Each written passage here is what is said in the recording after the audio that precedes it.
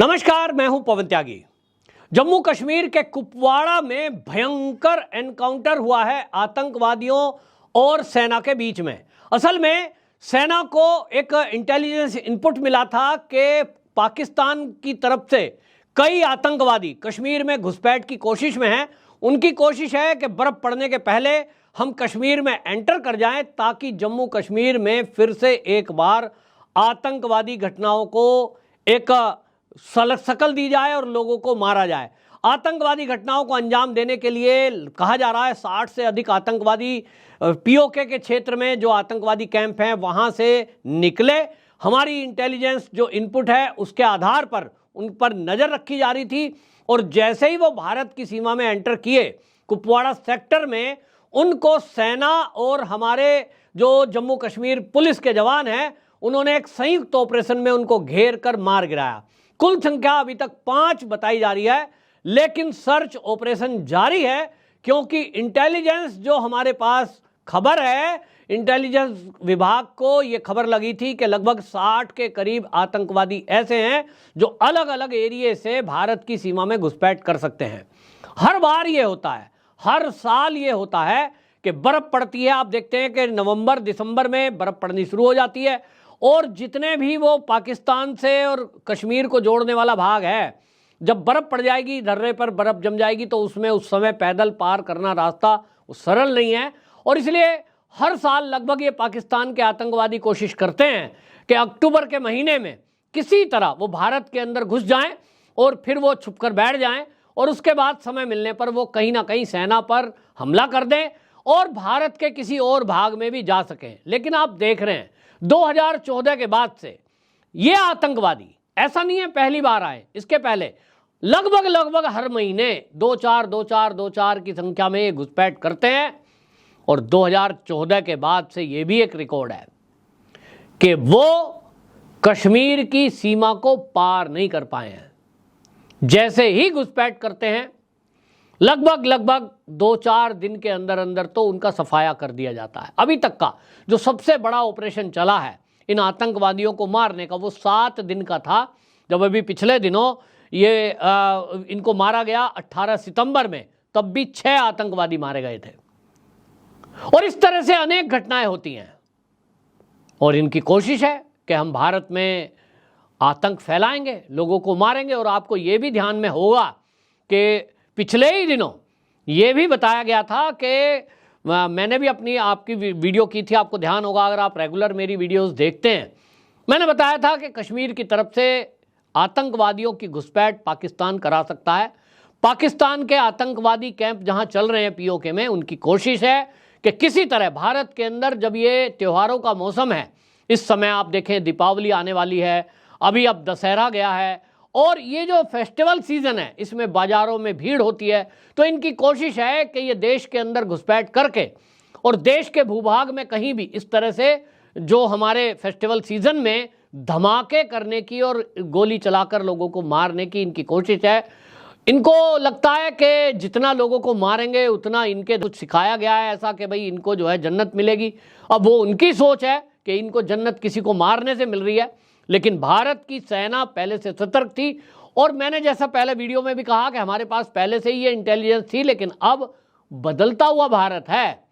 वो जम्मू कश्मीर की सीमा तो छोड़िए, पाकिस्तान की सीमा में जैसे ही छोड़कर भारत की सीमा में एंट्री करते हैं तत्काल उनको मार गिराया जाता है। आपने एक आध घटनाएं ऐसी सुनी हैं कि वो कहीं सेना के बेस कैंप में आ गए, कहीं आम पब्लिक को मार दिया, लेकिन 2014 के बाद से ये ना के बराबर है। और इसीलिए ये कश्मीर और जम्मू आज सुरक्षित दिखाई देता है। यदा कदा कोई घटना हो जाए उसकी बात अलग है। अब तो हमारे देश के जो विपक्षी पार्टी है, जिसमें कांग्रेस के राहुल गांधी, उनकी बहन प्रियंका गांधी वड्रा, सोनिया गांधी, ये तक जम्मू कश्मीर में, कश्मीर के अंदर किस तरह से अटखेलियां नौका विहार कर रहे थे, ये बताने के लिए काफ़ी है कि आज कश्मीर कैसा बदला है। और इसी को ये देखते हुए पाकिस्तान के आतंकवादी ये चाहते हैं कि कश्मीर को ये बताया जाए कि यहाँ तो शांति है ही नहीं, यहाँ तो आतंकवाद अभी भी है। उनकी पूरी कोशिश है कि किस तरह से कश्मीर में आम लोग जो आ रहे हैं, जो पर्यटक आ रहे हैं, जिससे कश्मीरियों का फ़ायदा हो रहा है, वो चाहते ही नहीं है कि ये पर्यटक यहाँ आएँ। डिस्टर्बेंस रहेगी तो लोगों में दहशत होगी, लोगों में दहशत होगी तो पर्यटक घटेंगे, यही कोशिश होती है। लेकिन अब उनकी कोई कोशिश नाकाम इसीलिए हो रही है क्योंकि हमारी इंटेलिजेंस सतर्क है। दूसरी तरफ आपको बताऊं, सितंबर में जो ऑपरेशन सेना ने किया, आतंकवादियों के विरुद्ध किया था, जिसमें 6 आतंकवादी मारे गए थे, उसके अंदर हैरान मार्क 2 ये जो ड्रोन है, इस ड्रोन का प्रयोग किया गया था। और ये ड्रोन आसमान में ऊपर 15 किलोमीटर ऊपर तक जाकर के ये देख सकता है, पूरा मैप कर सकता है, निगरानी कर सकता है, और तो और जरूरत पड़ने पर हथियार भी छोड़कर वहां ठिकानों को ध्वस्त कर सकता है। यह हैरान ड्रोन अब भारत की सेना के पास है और इसको कश्मीर में तैनात किया गया है। बॉर्डर पर, बॉर्डर एरिया में लगातार उससे निगरानी रखी जा रही है। इसीलिए एक एक एक्टिविटी का पता लगता है। हालांकि मामला जंगल का है, चारों तरफ घने जंगल हैं, पेड़ हैं। अब उस तरफ पाकिस्तान और इस तरफ हिंदुस्तान, इस बीच में पहाड़ी की चोटियां, निगरानी रखना बहुत कठिन है। लेकिन उसके बावजूद भी जमीनी स्तर पर भी इंटेलिजेंस का जाल बिछाया गया, जिसके कारण इस तरह की घटनाओं को अंजाम देने के पहले ही उनको चुनकर मार दिया जाता है। ये अब जो घटना हुई है, इसके बाद ये पहले से आपको बता दूं, ये कहा जा रहा था कि भारत अब घुसपैठ को रोकने के लिए एक ही काम करेगा जो इजराइल ने शुरू किया है, कि हमास के ठिकानों को नष्ट करना, और उनके ठिकानों में जब तक आप अंदर नहीं घुसेंगे, जब तक हमला करके उनको मार नहीं सकते। पहले एक सर्जिकल स्ट्राइक किया था, अब सर्जिकल स्ट्राइक का डर फिर से पाकिस्तान को सताया, तो इन आतंकवादियों ने अपने जो ठिकाने हैं उनको हमास की तर्ज पर रेजिडेंस एरिया में शिफ्ट कर दिया। हमास के आतंकवादी आप देखिए क्या करते हैं। गाजा पट्टी एरिया में उन्होंने क्या किया हुआ है, उन्होंने गुफाएं बना रखी हैं, जमीन के नीचे 30 मीटर नीचे उन्होंने गुफाओं का जाल बिछा रखा है। और वो क्या करते हैं कि अपना जो मिसाइल छोड़ने का स्थान है वो रहेगा, 2 बिल्डिंग हैं, उनके बीच में निकलने का स्थान छोड़ेंगे। अभी जो इजराइल के सैनिकों ने पता लगाया है, उन्होंने ऐसा पता लगाया कि जितनी ये गुफाएं हैं नीचे जमीन में, बंकर बना रखे हैं जिसको कहें, वो जो गुफाएं हैं उसका एग्जिट और एंट्री कहाँ है, तो जितने भी अपार्टमेंट बना रखे हैं बड़े बड़े, उनके बेसमेंट में जाकर के वो निकलता है। बेसमेंट में जाकर वो दरवाजा खोलो, निकल गए, किसी को पता भी नहीं चलेगा। फिर लिफ्ट लेते हैं, मेन दरवाजे से बाहर आते हैं, आपको देखने में लगेगा भाई आम आदमी है, आ रहे हैं और जा रहे हैं, होते वो आतंकवादी हैं। अब इजराइल के सामने जैसी समस्या आई कि वो उनका ठिकाना नष्ट करेगा तो क्या करेगा, मिसाइल मारेगा। ऊपर मशीन ने पकड़ा कि कहाँ से मिसाइल आई, पता लगा 2 बिल्डिंग के बीच में से मिसाइल आ रही है सड़क पे से, वहाँ कोई मेन होल का ढक्कन है जैसा, वहाँ उसको खोलते हैं और मिसाइल छोड़ देते हैं। अब इसी तरह से ये समझ में इनको आया, लश्कर तैयबा जैसा आतंकवादी संगठन, इन्होंने भी अपने ठिकानों को शिफ्ट कर दिया। इन्होंने सोचा कि देखिए जो वहां हो रहा है फिलिस्तीन में, हम देख रहे हैं कि जैसे ही इजराइल ने फिलिस्तीन पर हमले शुरू किए, और वो किए हैं आतंकवादी ठिकाने पर, लेकिन सब लोग चिल्लाने लगे कि आम नागरिक मारे जा रहे हैं, आम नागरिक मारे जा रहे हैं। और भारत में भी, चाहे वो ओवैसी हो, चाहे वो अलीगढ़ मुस्लिम यूनिवर्सिटी के लोग हो, फिर चाहे वो जामिया के लोग हो, ये भी सड़कों पर बैनर पोस्टर लेकर खड़े हो गए, इजराइल आतंकवादी है, इजराइल देखो निर्दोष को मार रहा है। इजराइल कहे भाई मेरी मजबूरी है, क्या करूं, मैं अपने देश की रक्षा के लिए आतंकवादी ठिकानों को खत्म ना करूं। अगर वो आम पब्लिकों के बीच में छुपे हुए हैं, वो बिल्डिंगों के बीच से रॉकेट लॉन्चर लॉन्च कर रहे हैं, रॉकेट और मिसाइल छोड़ रहे हैं, तो मेरी तो मजबूरी है, मुझे मिसाइल मारनी पड़ेगी, जमीनी स्तर पर ऑपरेशन करना पड़ेगा। तो पता लग रहा है कि महिलाएं भी आतंकवादियों में शामिल हैं। इसी फॉर्मूले को अब पाकिस्तान के आतंकवादियों ने भी अपनाया है, अपने ठिकाने शिफ्ट कर दिए हैं।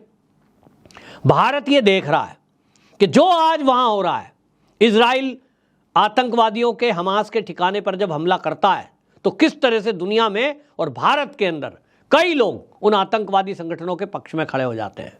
यहां तक कि कांग्रेस ने तो बाकायदा प्रस्ताव पास करके उस फिलिस्तीन के पक्ष में प्रस्ताव भेज दिया, हम तो आपके साथ हैं। कुछ विपक्षी दलों के नेता यहां फिलिस्तीन के दूतावास में चले गए, साहब हम आपके साथ हैं।